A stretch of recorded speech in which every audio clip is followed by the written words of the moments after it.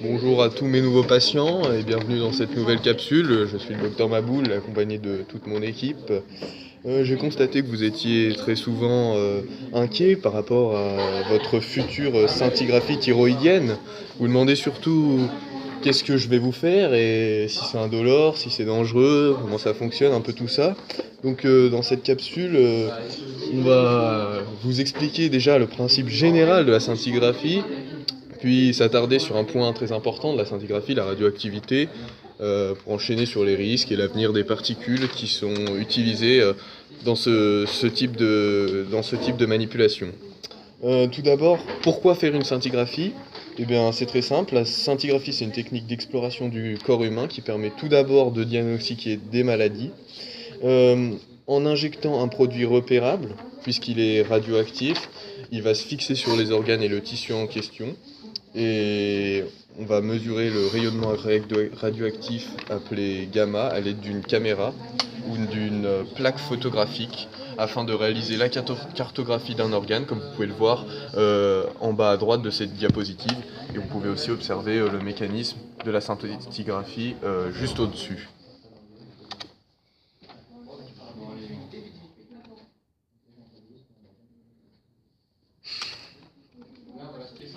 Donc vous pouvez observer la machine de la scintigraphie, ne vous inquiétez pas, je ne vous ferai pas de mal, ce n'est pas une mâchoire mécanique.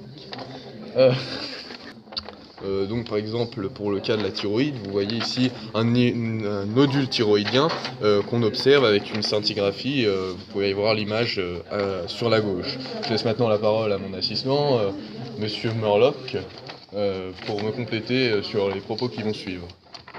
Bonjour, je vais donc d'abord vous expliquer les risques pour la santé de cette scintigraphie. Comme vous a expliqué mon cher collègue, il y a des rayonnements gamma qui sont émis lors de la scintigraphie. Les rayons gamma sont des rayons nocifs pour la santé, mais à noter qu'à faible dose, ils ne présentent pas de danger, car leur injection est fortement contrôlée. Ces rayons proviennent d'une désintégration alpha ou bêta que mes collègues vont vous expliquer. À la suite de ces désintégrations alpha ou bêta, l'atome peut entrer dans un état appelé état excité. Cet atome excité va donc comporter une dose d'énergie supérieure à la normale. Il ne sera donc pas stable. Il va vouloir émettre ce trop-plein d'énergie par un rayonnement électromagnétique, le rayonnement gamma. Leur dangerosité provient des grandes quantités d'énergie produites, donc des photons d'environ 10 puissance 5 électrovolts. Tout d'abord, je vais vous donner la définition de la radioactivité. La radioactivité, c'est le fait qu'un noyau stable se désintègre spontanément en un noyau plus stable. Et je vais laisser pour ça mon collègue, le docteur Marabout, vous expliquer ces trois types de désintégration nucléaire. Alors tout d'abord, les noyaux situés hors de la vallée de la stabilité, c'est-à-dire les noyaux instables, vont chercher à obtenir une configuration plus stable et donc se rapprocher de la vallée par l'intermédiaire d'une ou plusieurs désintégrations spontanées. Donc, c'est ce qu'on appelle la radioactivité. On a trois types de désintégration spontanée. On a la radioactivité A, qui concerne les noyaux lourds ayant un excès de particules. Et donc l'équation de désintégration qui permet de trouver les nouveaux atomes. Bêta juste, tu retiens électron. Donc je disais pour cette désintégration alpha, déjà ce qu'il faut savoir c'est que les transformations nucléaires ne conservent pas l'élément chimique. Donc c'est pour ça qu'on a un élément chimique qui passe de X à Y. Et on rajoute l'atome d'hélium spécifiquement pour la radioactivité alpha pour obtenir un atome stable.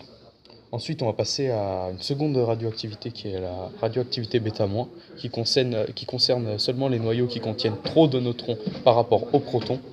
Et on obtient donc son équation de désintégration AZX, et aussi toujours avec l'équation de désintégration de l'atome X ayant A particules et Z protons, et qui forme toujours un nouvel atome Y, car les éléments chimiques ne se conservent pas, plus un électron, et une particule l'antineutrino, L'antineutrino, donc c'est la particule qui accompagne les désintégrations de type bêta, qui a une masse quasiment nulle et une charge électrique nulle et sensible uniquement à l'interaction faible.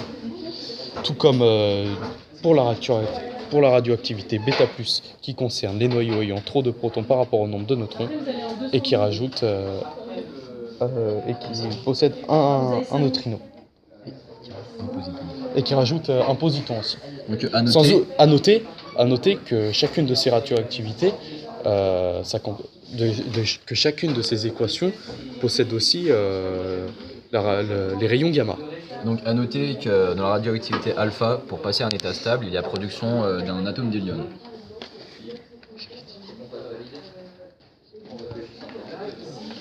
Docteur Carouge. Nous avons donc effectué nos tests de radioactivité sur l'atome d'iode, donc avec l'isotope contenant 720 nucléons et 53 protons.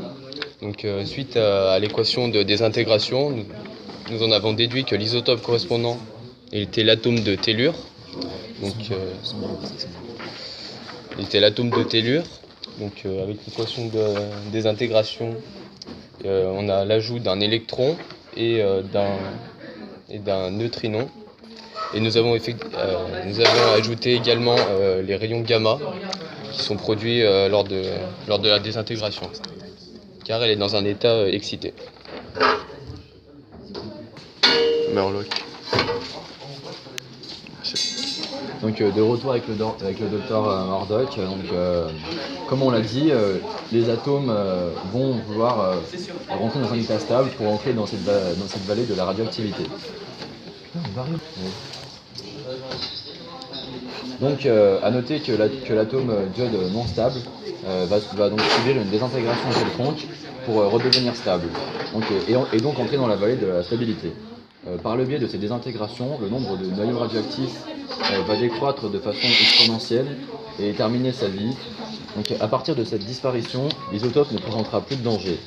C'est pourquoi on choisit l'isotope qui vit le moins de temps, l'isotope 137 de l'iode, Rappelle ce que c'est. qui va...